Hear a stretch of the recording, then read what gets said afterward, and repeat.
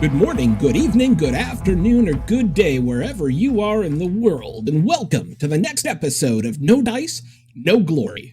Sponsored by our jobs that actually pay us money, we're coming to you not at all live from an abandoned arms factory deep under a mountain in West Virginia. We are proud to proffer to you the finest in wargaming coverage. Without any further ado, let's get this show on the road. Welcome, everybody. Thanks to Sean for that introduction. You are here for Tales of the Sale. This is episode 4, right? I can't really count because I got a head cold. This is Chairborne, Tom Chairborne Mullane, joined by Glenn, the Commandant Van Meter. Say hi, Glenn. Yo, guys, what's up? Tyler, the True Pirate. Hello, hello. Say hi, Tyler. And today we're also joined by Sean Martin. And Sean, just introduce yourself. Hey guys, yeah, I'm first time here, first time on any podcast for that matter. But I'm quartermaster with Firelock Games, just like Tyler is. But I am out of the Buffalo, New York region. So we're happy to hear the game is finding its way into other corners of the globe, and we'll be talking later about what Glenn and Tyler and Sean will all be up to at Cold Wars, which is in just a few weeks. Actually, this is getting pretty close, isn't it? Yeah, it's just around the corner, mid-March.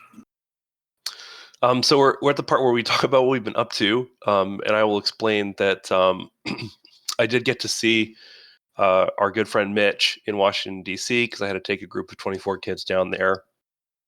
Mitch took me to Russia House, which is apparently a mob front / restaurant, but the food was great, and I really enjoyed the Moscow mules that they prepared there, which I probably shouldn't have had because I was supervising children, but when you're in mob joint and they suggest something, I feel like you should accept their suggestion. So yeah, I did. How are your knees? They're fine. They're fine.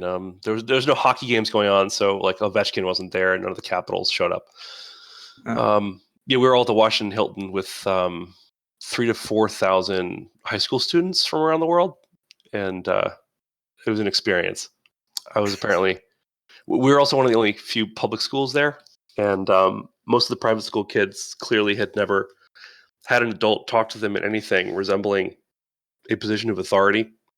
So I did have a kid literally ask me, how is that my problem, when I tried to get him to go to sleep at around 12:30 because he was waking me up. And I told him, I'm going to make it your problem in about 5 minutes. And that shocked him into going to bed because no one had ever talked to him like that before. I did not threaten physical violence. I did not have to. But all that is a very long-winded way of saying that I have painted nothing. I've accomplished nothing. I've also been I've been out of school for the last 2 days because I have a head cold, which you can probably hear, and I apologize. I'll try to keep my commentary to a minimum. The rumor is spreading around that I have the coronavirus. That is not true, but my students think it's hilarious. So they're going to keep telling people that that's what happened. So Glenn suggested I bring some limes to work and just cryptically start putting them on my desk. And I think that that's a good call. I am totally doing that tomorrow. On the good news front, in terms of demo events and stuff like that, we have a campaign that's coming soon, but it's still under construction. It looks awesome. And Glenn and Tyler and Sean can talk more about this. We'll also talk about themed play. But I've gotten 3 different friends in my area to purchase full armies from Firelock. So I have plenty of people to play with now, which I didn't before, which is one of the reasons that I haven't had a lot of events to go to. The only times I've actually gotten to play have been at HMGS events, which is why I'm psyched that even though I can't attend this year, that Glenn, Tyler, and Sean are going to be able to carry the torch and have a big event, because we got a growing group of guys that really enjoy playing the game, and I'm glad we get to give them an opportunity to do that. So Glenn, why don't you talk about what you've been up to? Well, I've also spent the past month with various forms of cold, so my voice might also be a little flat tonight. But I have been doing terrain building and some more terrain building in an effort to get everything prepped for running these tournaments at Cold Wars. I've also been running demo events at my store, which I usually am at games and stuff. I also go to other area stores trying to get some more support for the community. What days do you do that, by the way? My gaming group meets on Monday nights at Games and Stuff. It used to be the Flames of War group. A lot of us have been playing other historicals or sci-fi games or what have you, but Blood and Plunder's picked up a bit of a following there. And I'm just starting to get organized play going as well. So I'm looking forward to that. I've also been painting a bunch, and I did get to finally try Citadel contrast paints on 8 civilians that I got painted, two of the blister packs. What's the verdict? Oh my god, there's a bit of a learning curve, but honestly, I'm going to be able to paint so much stuff so much faster now, because now that I have a clue as to what I'm doing with them, theoretically you just go over it once and it does all the work. Sometimes I found that if I go over a bit lighter or like 2 light layers instead of 1 layer, I can get much better control on it. And especially then, with the lighter colors, I think, like with the yellows and the oranges. Yes. You kind of want to do it in a slight layers because it'll look weird otherwise. Yep, But, and if you mess it up, you just hit it with white and do it again. I know, it's great. Yeah, no more if I like put 4 layers on and then I mess up 1 layer and I have to do everything again. What signature terrain pieces do we have in store for our Cold Wars participants? What have you been working on specifically? Well, I've got a bunch of the Firelock houses and things, plus a gazillion palm trees. So all your typical Caribbean-y stuff. But I have made 2 tables. Two tables that I'm very interested in. One is Jungle Ruins, which will have the Fountain of Youth at the center. Nice. And another is, this time period, Age of Exploration. It's not in the Caribbean, but I'm doing the, not Maori, the Rapinoe head statues. What are those called? The Easter Island statues. The There's another Moai table with statues? those. Yeah, the Moai. How did you sculpt? Did you use like resin sculpts? Did you use like a foam cutter? Like, what did you do to make the ruins? I went on Amazon and I ordered some fish tank terrain, which is resin, and then I cut them so that some of them are at angles, and etc. So the correct answer would have been like, I sculpted them by hand. I'm a master sculptor. Because then when people show up to this tournament, they would have had no idea. They'd been like, wow, that's amazing. No, in the full interest of a pirate podcast, I cheated. That's fair. I respect that. I respect that choice. But that's pretty much everything I've been up to. Tyler, what have you been up to? So I've done a little bit of painting. I got a commission out that I have to admit took me entirely too long to finish up for somebody. It was 2 units of militia that went out, so that was a good bit of fun. But the other thing that I did is I ran a demo here in South Central Pennsylvania at kind of a small comic store. And it was originally going to be a demo for just one person I found them on the Facebook group. They said that they were looking for an opportunity to try the game out. And thanks in part to Glenn and some folks that he knows on this side of the border, I was able to rope in 2 additional people. I was in contact with 2 or 3 more people, and it looks like we've got about half a dozen of us in this area who are just looking for a regular place to play. So either at that comic store, there's also Al Central, which I've done a write-up for on the site. So yeah, as soon as we can get a night that we can all meet up and a place that we can all meet at, there should be a pretty cool local group popping off here. Now, Tyler also came down to Games and Stuff a couple weeks ago and was kind enough to rerun his event from Fall In, which I would say was a big success. It also brought in a couple more local guys for me.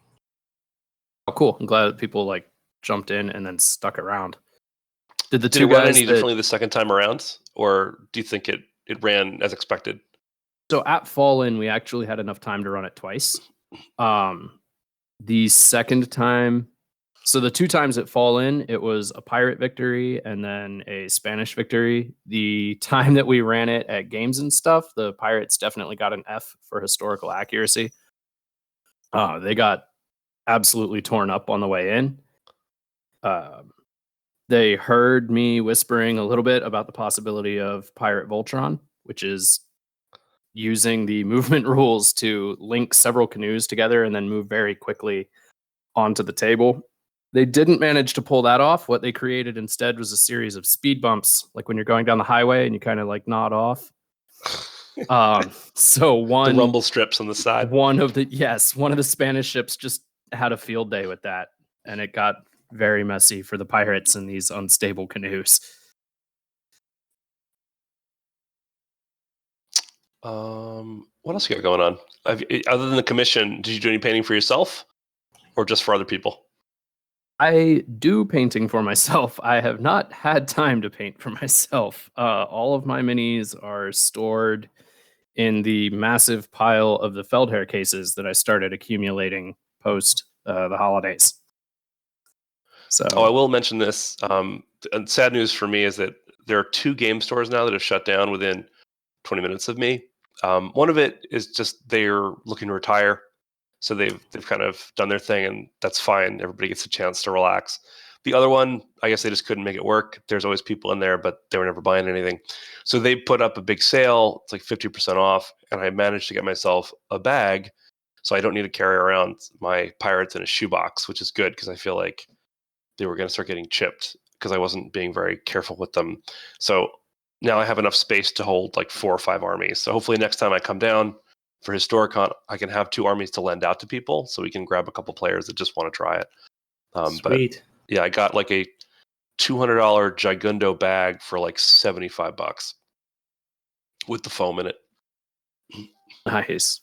What brand did you go with? It's actually it's in my closet. I think I went to hide it. It's a battle foam one. It's a 720 pack. Oh, Big nice. I've got a 720 for BattleTech, and it's awesome. Nice. I also have the BattleTech models, and I airbrushed those. And my friend wants to try the Alpha Strike rules, so I'll get around to that eventually. But I'm painting the pirates first. Being as I'm on a 3-year campaign with that stuff, I highly recommend it. You'll have to fill me in some other time because I want to check it out. I think you sent me a few things, and I've checked them out, but I haven't actually sat down and played a game yet. But which brings us to Sean and the people up in Buffalo. At this point, I'll just kind of mention that as a native New Yorker, everybody in New York looks down on somebody else from New York. And I'm sorry, Sean, that you are from upstate New York, and I'm doing air quotes right now. But to be fair, like everybody from Westchester County and New York City thinks of the entire state of New York as upstate, which is really not accurate at all. You're mostly You're really Western New York, for being accurate. Yeah. I mean, everybody from Buffalo or anyone upstate will always have their own little map that they're like, yeah, those New Yorkers and everybody outside of New York State have no idea what New York actually is. And yeah, Western New York is definitely accurate. Well, it's funny because I was up in Rochester for like a teachers conference, and I remember like when I was driving my way up, I stopped at like Oneonta, and they're like, "At least I'm not like those hicks from Rochester." And then I got to Rochester, and I literally heard somebody go, "At least I'm not like those hicks from Buffalo." And then I was in Buffalo, and I'm like, "At least I'm not those jerks from Rochester." So I guess there must be some kind of like terminus in the middle of New York where everybody hates each other on the other side of it, but I haven't been able to find it yet. So. Yeah, everybody. If you're one city, we don't like anybody in any other city, essentially. Yeah, there's no unity in New York. We're the Not at Empire all. State, but that just means other people have to take our easy pass. Exactly. So what have you been up to? A lot lately. I mean, a lot of building for my scenarios that are going to be coming up here at Cold Wars. I think I've overstocked myself this time where I didn't have enough terrain to go around, so I really had to start building on that stuff. Tons of trees. I was going previously with a lot of those papercraft buildings, and they worked really well for quite some time. However, they've kind of taken some damage over time, being paper that'll happen.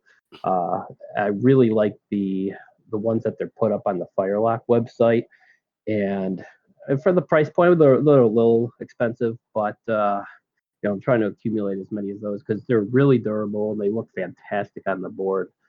So really just trying to get enough stuff going so I have a nice board to present all these events.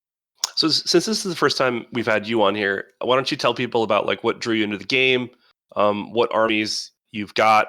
Let's start there. Sure. I actually got into Blood and Plunder all the way back at its very first campaign on Kickstarter. I was at the time just getting out of Warhammer, which I've been playing since I was like 12. And I just needed something else. I got sick of it's when they did that switch from 8th edition or 9th edition, whatever it was at the time, and they switched over to Age of Sigmar. And I basically just threw my hands up and said, that's it. Just power sold everything I had, GW, and I needed something different. And which is kind of surprising for me that I've never gotten into historicals before that, because I actually got my master's degree in history and everything, but I've never played a historical war game before that. So that's crazy. Yeah. So I found them on, I think it was on Facebook or something, just an advertisement for it. Decided to back it. Met the guys at the Gen Con about 4 years ago. It's their first time there, and that's really been history ever since then. I've just been with them doing quartermaster stuff even before it was really even an official thing here with them.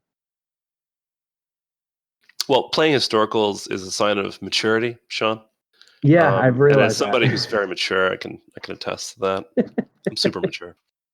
That's when you're allowed to start growing a beard and stuff, and actually, it's not illegal. I think I'm the only person that doesn't have a beard. I mean, do you have a beard, Sean? Because I haven't seen you in person. Yeah, like Glenn and Tyler. It's not a very extremely long and healthy. I mean, I'm not going ZZ Top here, but I definitely got enough growth going on. One of my students is trying to grow one of those like chin curtain beards. And I told him that I'm ashamed of him and I don't want to talk to him again. Bless you, sir, because I tried to do that when I was in high school and no one told me not to. And I had to burn all of those photos. There's a 4-year gap where there are no pictures of me. It's like where it's just like peach fuzz along the bottom, but there's nothing on the front.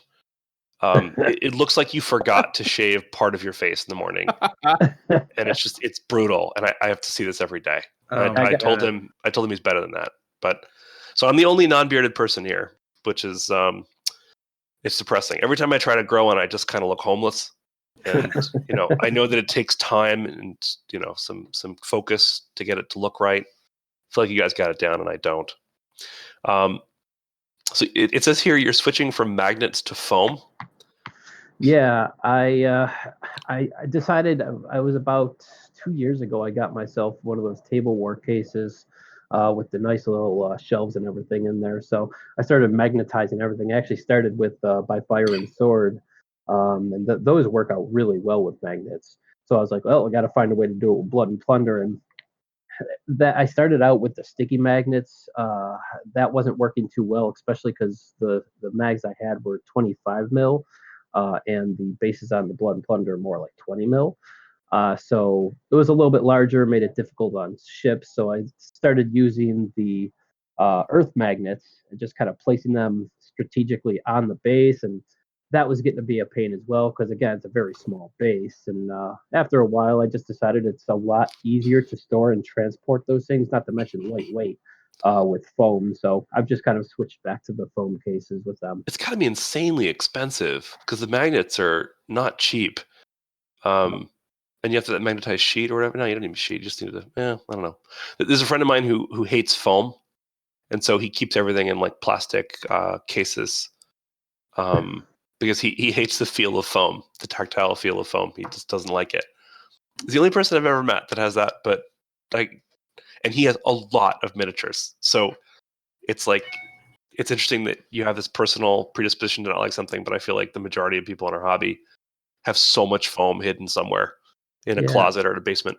Well, I hate foam too. It's funny you mention that, because I had this weird thing against foam too, but it's mostly styrofoam, like the heavier stuff.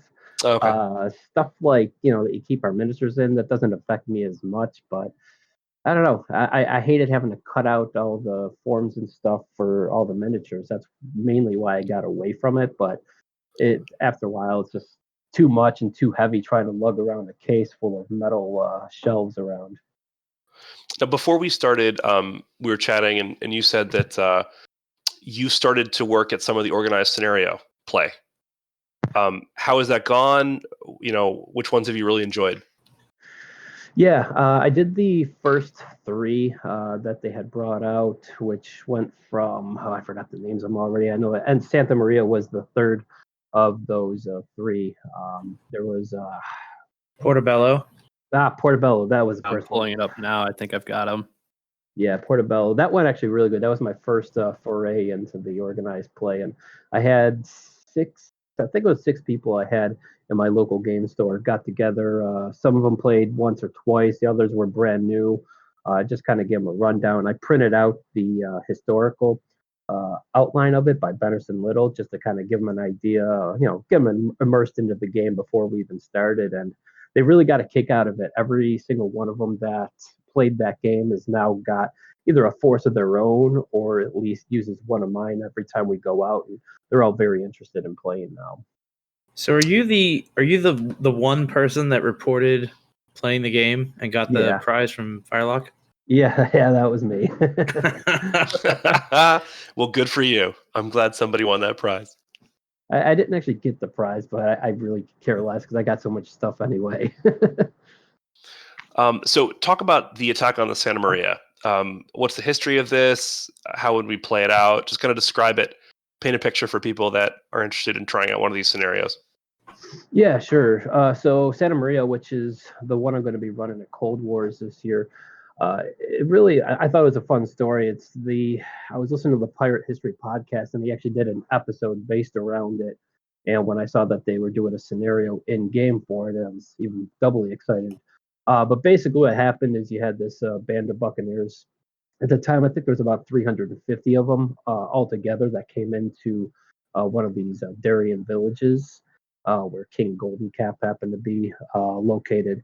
And about 50 of these Buccaneers went off with Richard Sawkins, and under the guise of they had to rescue King Golden Cap's daughter, who was held for ransom by the Spanish, they had like a small palisade in the local area.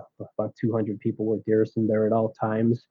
They kind of rotated in and out from Panama. So they had to go there. They had to rescue his daughter from the camp, which they did successfully do. It was just a very cool because you don't have a lot of big guns in this scenario. You just have a couple swivels inside the buildings, and you have about a little bit outnumbered Buccaneers going against the Spanish, who are very poorly equipped. And just to see how the battle plays out is really fun to see. It sounds like a scenario right out of a Zorro movie. I mean, it's just kind of crazy. Yeah, it really is. And having his daughter in the campaign really, or into that scenario, really brings a lot to it because you have to actually be aware that she's in a unit, and like the native units won't actually attack a unit with bows that has the daughter held hostage because they don't want to obviously kill her. And it's also part of the scenario that you can't, if she dies, you automatically just lose that scenario. So it brings in a new element to just your normal game. Really cool. So we were going to talk about what terrain we are using, what you started out with versus what you've got now. And Sean kind of mentioned the paper terrain. I might use some of that because it's taken a long time to motivate me to paint up the stuff that I bought at Fallen, because I bought maybe enough like terracotta style buildings and hard resin pieces. I spent about $150 on resin terrain with like terracotta roofs and the little tiles. I have to paint it and redo the stucco walls, but I might do some paper in the meantime. The stuff that I've been mostly using is I think I don't remember if it was Glenn that made fun of me for this, but it probably would have been because if I'm doing something stupid, Glenn is very sharp and he's usually the first to point it out. In my tub of terrain, I grabbed some of those sample kitchen tiles that look like cobblestone and stone from Home Depot, and I used that as like a village square. I put like two of them together. Oh yeah, And that was me. Yeah, they're incredibly heavy, and I think you just casually said like, "Why don't you just use the linoleum ones?" And I was like, "There's linoleum ones," and it just dawned on me that I should not have been hauling this box that this box shouldn't have weighed 50 pounds. It should have weighed like 2 So pounds. for reference, I already had some of the square linoleum ones, and I've cut them into little 6-inch squares, which you can kind of rearrange as you need to make various market areas. And it's very nice, very light. Yes, it is. It is, isn't it though? So Tyler, what have you been using for terrain? So I made mine actually I also play D&D, so I was into a lot of the crafting videos and things like that you can find on YouTube. And I ended up making mine out of poster board and other, arts and crafts and white glue type materials. But one of the techniques that I found is that you can use a pencil to kind of emboss the poster board by collapsing the cells down on themselves. So you can get 3D effects with reasonably sharp corners, and you can get raised portions by knocking everything else around it down. And I've been doing that and then hitting them with a heavy coat of Mod Podge to harden them up and stiffen them up, and then just painting them. But I still use cardboard kind of split down so that you can see the corrugation for my roof tiles, and lots of aquarium. I know that Glenn was saying you were kind of giving Glenn a hard time for going to the aquarium. Like, aquarium stuff is awesome. All the plants that they use for ground cover in the fish tanks work really well as bushes and shrubberies. And then I bought a bunch of anyone who plays Blood and Plunder at this point probably has about 100 of them. The cheap plastic palm trees from China by way of Amazon. Yep. There's a million of them out there. And I'm not above going to the fish store. I've gone there several times. I have aquarium sand, aquarium pebbles. One of the things that I'm going to try out for kind of coral is I have these kind of iridescent flower petals that are supposed to be used as like potpourri. And I think if I can lay them out in kind of a unique pattern and pour the water effect over it so it freezes them inside, like, pieces of amber, I think you'll wind up with this kind of cool coral reef effect. So I'll let you know how that turns out when I actually get it done. I'll post some pictures of it. It could be a complete disaster, in which case I can post the pictures and you make fun of me. But they look cool by themselves. So if I mix them together, they might turn out pretty neat. So we'll see. Are you going for a full resin pour of like a sea table?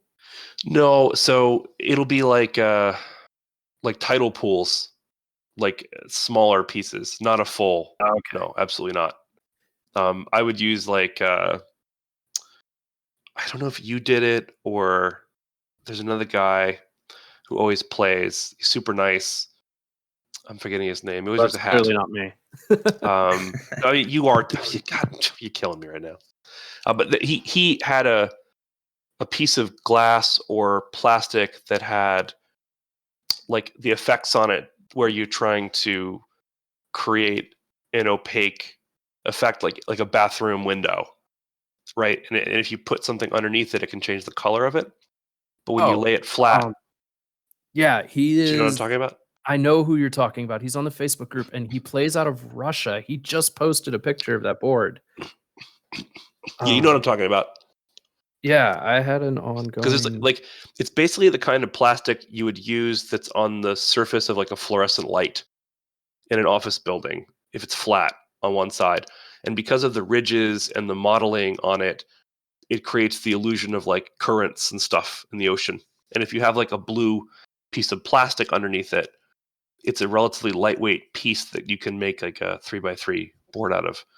It's pretty cool, but there's ways to do it that are really super cheap, just using stuff that's around, and it really has a really cool effect to it.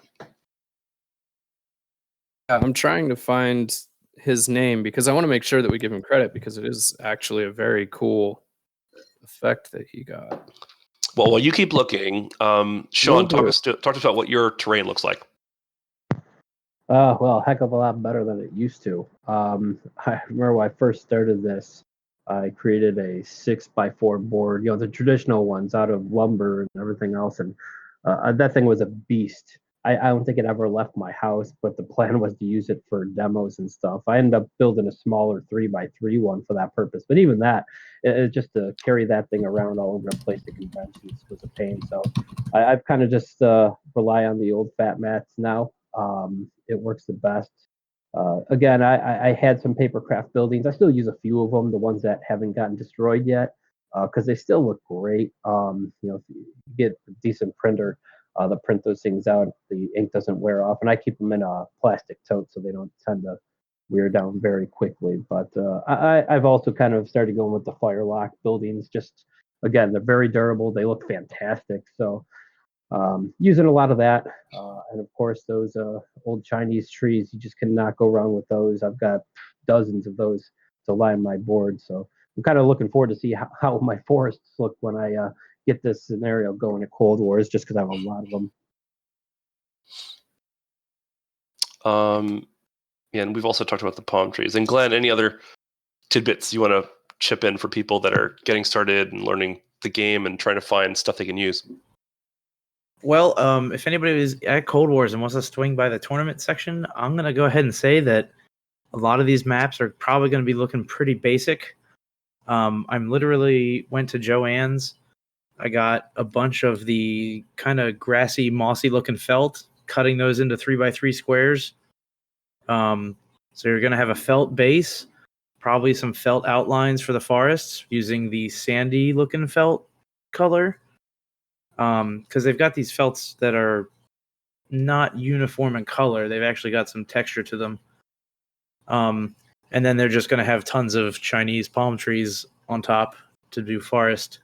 So that's like a really super basic board you can do. But of course, I've also been acquiring the ever popular fat mats to do more complicated games.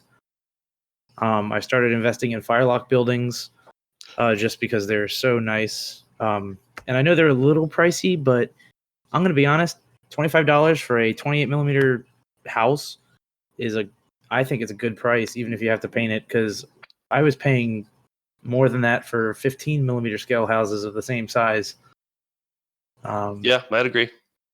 So I don't think it's that bad. But if you're starting off on a budget, there's nothing wrong with paper terrain or just cutting up some cardboard. If you peel it off right, you can get the stucco tile kind of thing going. Yeah, just however you want to do your terrain. I have such a modge podge between everything I've collected, bought from people. It's all going to be on full display. And I'm going to back Tyler on the aquarium plants too. A lot of my forests have a mixture of Chinese palm trees and aquarium plants. And you can get those super cheap. Like they really, if you can cut yourself like a MDX base and just muck it up with junk, you can easily glue the stuff to it and create reasonable ground cover. That looks pretty good. So one of the things I did to get ready for the tournament is I had some friends over. I went on Amazon and bought some like 3x4 inch oval wood pieces, and it was like, I don't know, 20 for a couple bucks. And then, some aquarium plants and some palm trees, and maybe by the end of it I'd spent $25. And then I got some of the Vallejo, I want to say it's called Vallejo Desert pumice. It's already desert colored. So we just hot glued the aquarium plants and the palm trees onto the wooden ovals, and then just used toothpicks or whatever your preferred method is to apply the Vallejo pumice. It looks just like sand, and boom, you've got a piece that you can just throw on the game board and it looks perfectly fine. Awesome. So kind of the arts and crafts equivalent to that is you can buy chipboard, which is, most people know it's the stuff that's on like the back of a sketchbook or a notepad. It's kind of like a really dense cardboard. And you can cut that with scissors, because I know that the MDF stuff, you can almost make the case that you should cut that with a table saw. I use a jigsaw for it, yeah. Yeah, and that's something that I don't know, that's turned me off. I live in an apartment. I don't have a workbench yet. I'm trying to, but I'm going to have to take it apart and move out. So yeah, I use the chipboard, and then you coat it with Mod Podge on either side, because otherwise it will buckle. it'll kind of like wet paper, it'll wrinkle up. So you just coat it on both sides, and that makes like a nice hard plastic disc. The pumice paste that Glenn was talking about, you can buy at art stores because it's used to texture canvases. I used that when I was playing Warhammer to base a lot of my models because you can get like a very coarse grit pumice paste, and it looks like mud, but it comes kind of a white. I know that I think the other stuff that he was using is pre-colored. The other thing that you can do is, I had my bases cut out. I layered some of the foam that I used for my buildings, and then I covered everything in drywall spackle and put down tile grout, which makes really good sand at this scale, which is something that I learned from the Luke's APS channel on YouTube. But if you hit that with water, it dries like concrete. So your terrain is a little bit heavy. It's also like near bulletproof. It's really durable. Yeah. Yeah, and it locks everything in really well. And it looks like sand. It clumps up. It's real fine and textured, and you can buy tile grout that's already sand colored. So that's one way to do bases like that. Although the felt method of just putting an outline is cheap and actually works really well. So all this stuff that we've been working on terrain-wise is going to be used at upcoming events. So Sean, talk to us about what you've got going on at Cold Wars. Yeah, so really only running the one official event at Cold Wars. Like I said, it could be that attack on Santa Maria. That's going to be on Saturday night from 6 o'clock until 10, or saying 10 o'clock. It'll more than likely end a little before that, but unofficially, I plan on having my Oak and Iron and Blood and Plunder stuff there, and probably going to run a game at least once Thursday, Friday, and Saturday night as well. So just to get more people in there. Hopefully, I'll have my Oak and Iron stuff, but if I don't, I would be happy to play one of those that evening. Mike, I actually said that same thing. Somebody responded on the Oak and Iron Kickstarter page talking about if we're going to have it at Cold Wars. And so I just responded and said, well, if we have it, and Mike rings in immediately afterwards saying, he's like, there's no way that you will not have it unless like something dramatic happens. Not even like an hour or two later, I end up with my shipping notification. Nice. Yeah, I think they've all been delivered for the most part. They've been popping into people's mailboxes as I've been hearing it. I don't know if they've all been delivered. I know that they just got released from customs within the last week or so. So they're just starting to get the first few rounds of them out. But I'd probably say by the end of next week or the week after, they should be done with the Kickstarters. Do they have any update on when it's going to be available for non-Kickstarter purchases? From what I heard, they ordered a little bit of a surplus so that they can take care of all the pre-orders, and then also so that they have enough for anybody who wants to buy it retail. They already anticipate that those are going to sell pretty quick, so they've been in contact with ordering more as soon as they can, all depending, of course, with what's going on with the coronavirus and everything over in China. They're kind of moving a little slow getting them their stuff, but they do want to get that stocked as quick as possible so that they don't run out for all the regular orders. And Glenn, what's going on your list of stuff going on? So I'm letting Tyler handle all the Cold War stuff that's coming up, but I'm doing a scenario test in Glen Burnie on April 5th. We're going to be starting around noon. Tyler and I were drumming up a scenario idea where essentially we're going to get a really big table, like an 8x6 or something like that. Put a bunch of islands on it, have a bunch of different pirate crews, do a little bit more of an RPG kind of thing, where each pirate crew has their own mission that may or may not conflict or align with other pirate crews and their missions. And we're still kind of dreaming that up a bit, but I've got a playtest of that scheduled April 5th.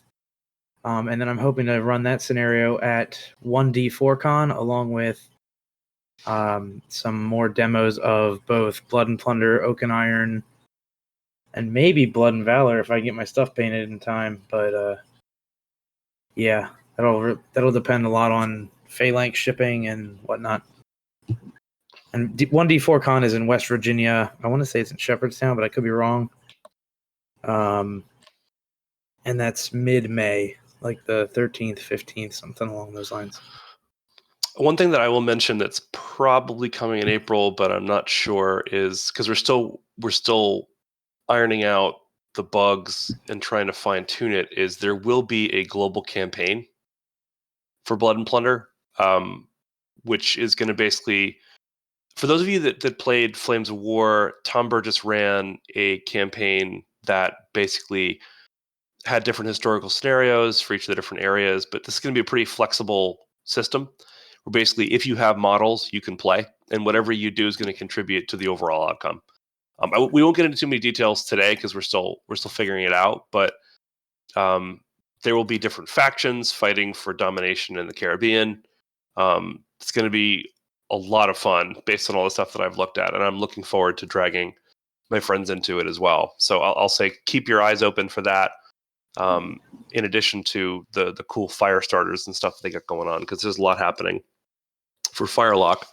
And we also have Adepticon, which is coming March 25th to 29th. Who's at Adepticon? Is Tyler going? I will be present at Adepticon, and there are, I think, 3 other quartermasters at least who are also going to be there, as well as the Firelock crew in full force. Yeah, they were recruiting for that, I remember, but I think I could not go for a variety of reasons. I've basically been out every weekend on a field trip or some other thing for 7 straight weeks. So my wife would decapitate me if I were gone for another one. So talk about what we got going for Cold Wars, Tyler. So for Cold Wars, the theme this year, I guess, is Beasts of War or something along those lines. So you'll have to forgive the kind of cheesy names that we applied to these tournaments. But Friday, we're going to be running Hunt for the Sea Serpent, which is a 200-point naval tournament.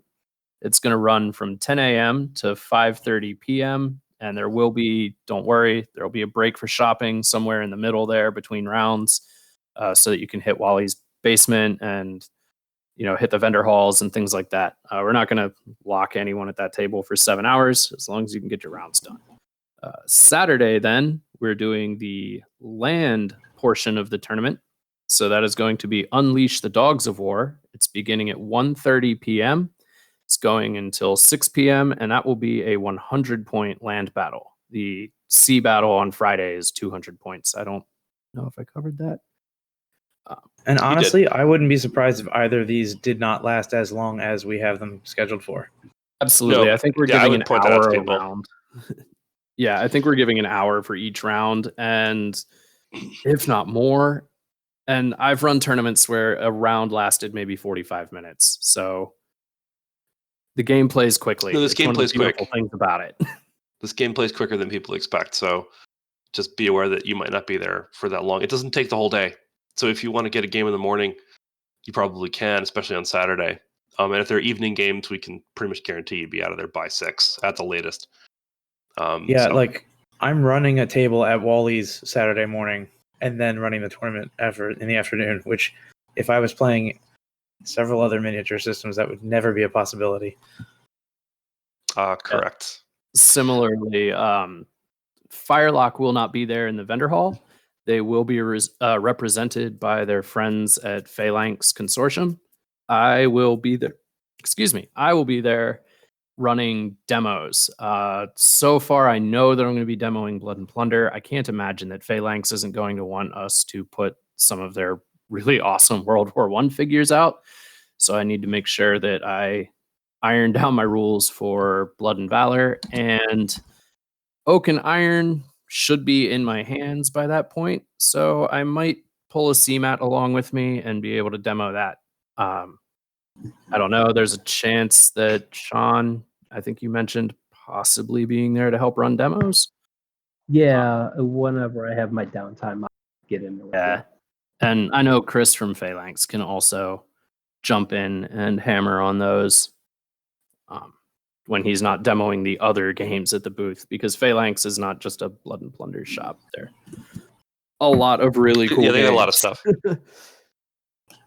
stuff. So other stuff upcoming for Firelog games. We mentioned Blood and Valor, which you guys are going to be demoing. It's the World War One, and they will have that for sale at Cold Wars. It's in the process of shipping. Oak and I Iron got my is, copy. Yeah, there you go. Same here. Oak and Iron is starting to ship, and it should be in people's hands very soon because it just cleared customs, like Sean said. And last, I think there's Firestarters, and if you check the Firelock site, they've used this as a way to bypass Kickstarter, and it basically lets them gauge interest in particular sculpts and models. And I think I'm backing all of these at this point. I didn't back the Canadian one yet, but I probably will. So they have Braves, which are Indians that are armed with muskets. They have Indian fighters, and they have the Canadian militia. I have a bias against Canadians, so I don't feel right purchasing Canadian products. They know what they did.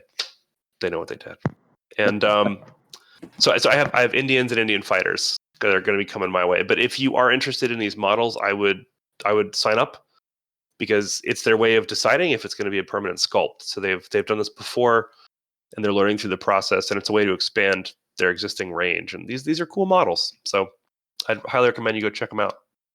Yeah, I'm looking right now, and all three of them are about 1/3 funded, and we're also roughly 1/3 of the way through the funding period. There you go. So almost there. And they are like the Kickstarters. If you back these, it's essentially a pre-order. So you will have those models before anybody else gets the opportunity to buy them. So I mean, the Firestarters are exactly that. They're just like a Kickstarter. Models come to you first. It gives Firelock a chance to see what the community is interested in and what we want to see. I think that they kind of sneakily asked the community what they wanted to see next a little while before they announced the Firestarters. Yes, they did. Yeah, and they were giving us the option to ask for what miniatures we were hoping to see. I think I voted for the Buccaneera, the female Buccaneers, and yeah, they did a complete 180 and headed as far north as they could. well, Which I'm excited for.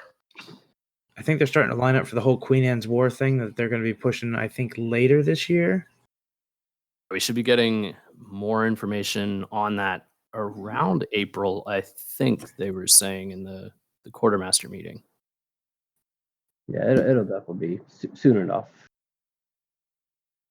All right, cool. Well, Cold Wars is running from March 12th until the 15th. So in 2 weeks, basically. I'm actually doing I'll make one more plug for something I forgot to mention, but Mythicos Games down in Susquehanna, New Jersey is allowing me to run a basing tutorial. So I'm teaching a class in how to base your 28mm models.